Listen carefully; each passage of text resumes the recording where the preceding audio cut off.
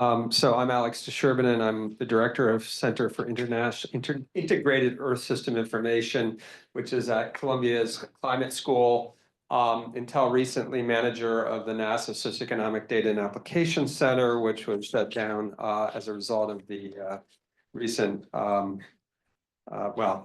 events in Washington. So I need not say more. This data set was developed as part of our work at the CDAC, and so I wanted to just acknowledge CDAC funding for this and my co-authors, Juan Martinez and Fabian Coche. So what I'm going to talk about is a process where we started with the data set, got it out there early, it had some issues, but we're going to cover some of those things. And then we'll talk a bit more about the development of version 1.10 and version 2, which is still not released. So this is a data set that we decided, or I decided as manager of CDAC that we should move forward on, because it became apparent to me that there were a number of poverty mapping efforts globally that we're not taking advantage of globally available subnational data plus satellite data to map poverty. It's not a perfect measure, but what we did was, I'll show in a moment what we did to combine data sets from both the sort of satellite remote sensing side and the socioeconomic side. But it has been used widely, and it's already been cited in some very high impact journal articles. We hope the version 1.10, which is about to be released, sort of solves some of the issues that we found in version 1. But before I go to that, I'll just talk about what version 1 did. So we combined, some demographers in the room, I guess, from the PAA meeting, hopefully. So we took our global data set, the GPW, Gridded Population of the World version. I'm just checking my time so I don't go over, sorry. Version 1, we have something called the basic demographic characteristics, which includes age and sex distribution by grid cell. So we basically created a child dependency ratio off of that data set, and that sort of represents, those populations that are growing very rapidly and have a very wide population base, and generally tend to be a little bit poorer. We have a subnational infant mortality rate data set that we developed under CDAC, and we used the data that another group developed in the Netherlands called the Subnational Human Development Index, which is an admin, I think it's an admin 2 level data set, depending on the country.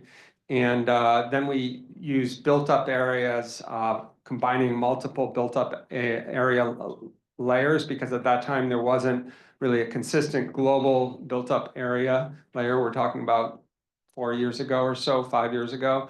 And then finally, nighttime lights. And we use both the existing nighttime lights and the sort of slope in nighttime lights. So if places were getting brighter, we considered them to be getting less deprived over time.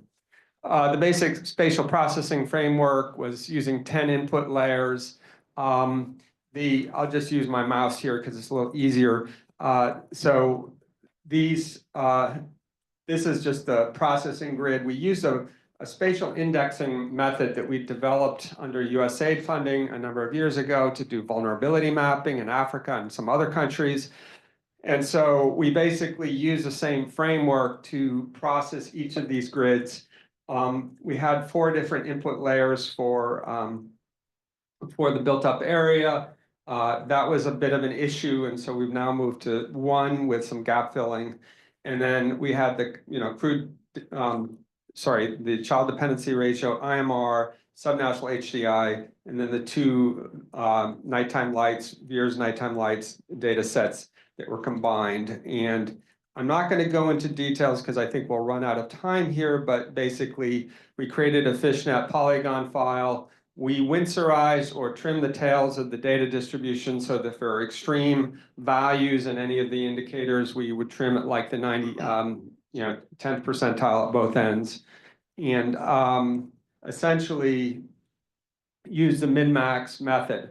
The reason for using this very simple approach was mostly transparency, and that's one of the values of the data set, we feel, is that anyone could kind of replicate this methodology and come up with the same thing. You know that, you can see that some values had to be sort of inverted because if you have high built-up areas, it represents low deprivation. The same for subnational human development index. The higher the value, the lower the deprivation levels. And so this is the weighting algorithm. One thing that we have corrected subsequent to our first iteration was we lowered the weights for some of the satellite-derived indicators. Originally, our thinking was that those represented kind of the highest resolution data, so it would give us a higher resolution picture of what deprivation looked like at the local areas. But the result was basically for both the built-up area and for the night lights that you were just biasing the index towards urban areas globally, and we felt that that was not necessarily an accurate portrayal of sort of deprivation. There are a lot of other approaches, and we took some inspiration from some of these.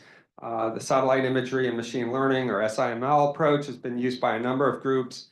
And we also, there's people doing Gini coefficient work. There's people using the Keir-Foster method. And this basically takes a cutoff of poverty and then measures the intensity of poverty within those areas. So if you're below a certain metric, you then look at the degree of intensity. And then finally, but there are other methods that we're using, nighttime lights and satellite methods. And then, sorry, I think I just went back. And then finally, there are a couple approaches that are particularly interesting and bear looking at further, which are, again, machine learning approaches, relative wealth index, and then something called the mosaics, which took the subnational human development index data and then trained against 32 sources of satellite imagery to come up with a pixel-based estimate of human development. That's what that data set looks like, somewhat similar in terms of its overall picture. What we did was actually, it wasn't really a validation, but we did want to compare our first version of GRDI against this pixel HDI. And basically what you see is a fairly high degree of correlation in sub-Saharan Africa and South Asia, much lower correlation in places like North America. And so it varied very much by region. We also did a geographically weighted regression in areas that turn up, our dark green basically show a much higher degree of correlation, and our sort of overall adjusted R-squared was 0.84 with that subnational human development index. So what did we do differently in version 1.10? We kept this child dependency ratio, but what we did was we made it coarser because we were finding that at the very high resolution, or let's say 1 kilometer processing level, you had a lot of zero values for some age groups, so that if you divided one by the other, you got no values or bad outputs. So what we did was we coarsened it to 0.5 degree resolution so that we got a sufficient population in both the numerator and denominator to be able to do those calculations. We kept the infant mortality rate as is along with the SHDI. The build area, we basically had a number of new data layers. Overture Maps has provided sort of a globally consistent, somewhat more consistent metric for built-up areas. One of the issues also was that in the first version of finally, I'll just say that we removed the slope for the VIIRS nighttime lights because it was so highly correlated with VIIRS nighttime lights. It didn't seem to be adding anything new, and in some parts of the world, there were some other issues.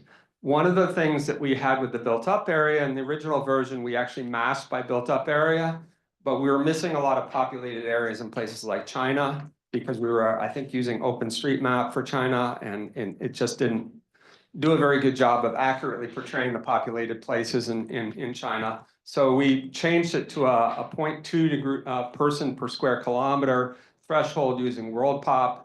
And basically anything that meets that criteria of being above 0.2 persons per square kilometer was considered to be populated.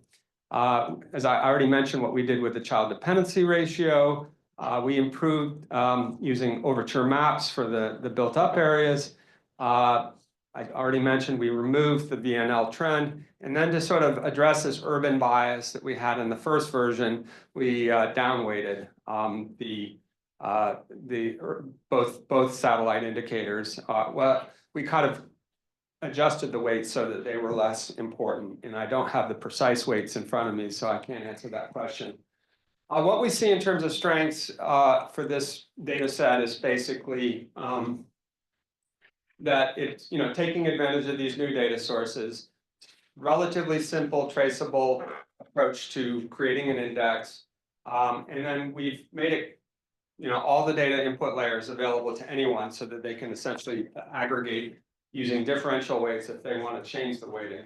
Some of the weaknesses are that it estimates deprivation levels in slum areas of major cities as being relatively low because of the fact that they're highly built up and relatively well lit. We were going to adjust that, but Dana's going to be describing a data set that we just are about to release soon on low socioeconomic status areas of cities. So that was something that we decided to sort of wait on for now. Obviously, there's a lot of issues with compensability between the indicators. So if you have a high score in one, it can offset a low score in another, and you just get a sort of medium level of deprivation. And then it has to be validated using more ground truth data, and that's something we hope to perform soon. What we're moving towards now in the final stage, we've been working with colleagues at Lehman College of CUNY to sort of develop a new version 2 approach. And this is going to be much more based on components, hopefully more theoretically based. Each component, economic, social, and health, will be have multiple inputs, and then we'll do some principal component analysis to pull out the major contributors of each. And here's some of the input layers that we plan to use for that. So, Brian Blankets-Four is here in the room, and so we use his agricultural GDP, global GDP from another group, and then we have in each of these different metrics, some of which remain the same, but some of which change. For instance, we plan to add our gridded PM 2.5 values, which is concentration of PM 2.5 globally. So this is just an example for the economic dimension. When you do a PCA for a global gridded GDP, the first one basically just downscales GDP using population. So it's sort of per capita GDP downscaled to population. Brian's approach, he can talk to more if he wants to during the break, but it's assume it has something to do with crop production and value of the crops. So with that, I'll stop, and I think we'll go ahead and move to the next presenter.